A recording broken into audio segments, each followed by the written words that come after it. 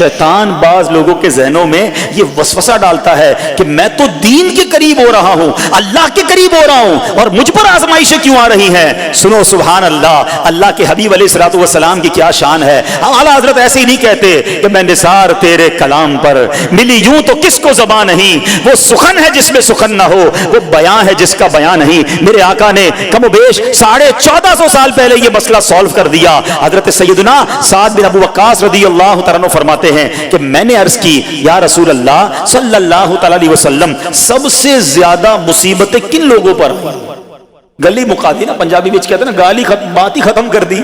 हुजूर ये बताएं सबसे ज्यादा मुसीबतें किन लोगों पर आई? प्यारे आका ने फरमाया अंबिया पर।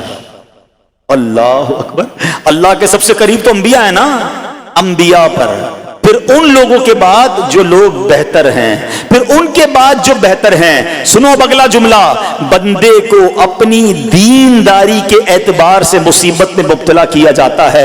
अगर वो दीन में सख्त होता है उसकी आजमाइश भी सख्त होती है, अगर वो दीन में कमजोर होता है तो अल्लाह अज़्ज़ व जल उसकी दीनदारी के मुताबिक उसे आजमाता है। बंदा मुसीबत में मुब्तला होता रहता है यहां तक कि उसके दुनिया में ही उसके सारे गुनाह बख्श दिए जाते हैं।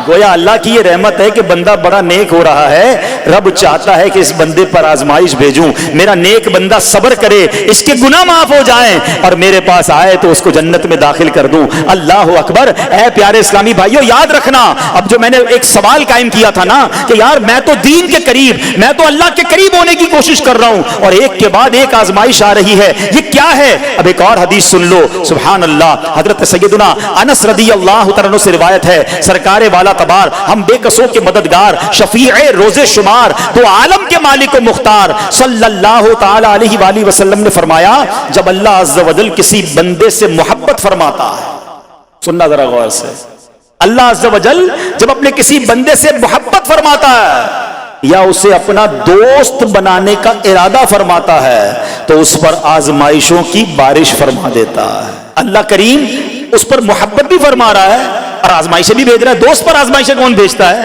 दोस्त को तो राहतें डाली जाती हैं। हाय हाय, अब यही तो इम्तिहान है, यही तो चेक है। सुनो, नबी पाक फरमाते हैं जब अल्लाह उस पर आजमाइश भेजता है ना तो बंदा अपने रब को पुकारता है, ऐ मेरे रब अज़्ज़ व जल। तो अल्लाह फरमाता है, मेरे बंदे तू जो कुछ मुझसे मांगेगा मैं तुझे अता फरमाऊंगा, तू तो जल्द ही तुझे दे दूंगा और इसे तेरी आखिरत के लिए जखीरा कर दूंगा।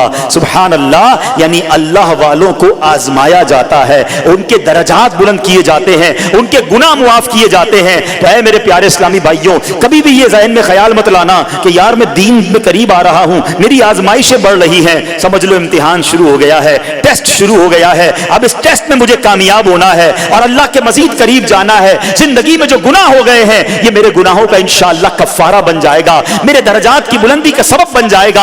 अल्लाह से अर्ज करना, ऐ मौला मैं तेरी रिजा पर राजी, मैं तेरे फैसलों पर राजी, अब तक जो दिया था तूने दिया था, ये सब कुछ तेरा है। ऐ रब जब तू वापस लेगा मैं इस पर राजी। जब ये साबित कदमी नसीब हो गई फिर देखो गैब के खजानों से कैसा आपके दिल पर सकीना उतरेगा, फिर कैसा आप पर रहमतों का नुज़ूल होगा। तो ऐ मेरे प्यारे इस्लामी भाइयों, मुसीबतें आ चुकी और आने भी वाली हैं, पहले ज़हनी तौर पर तैयार रहना, मगर सब्र करना।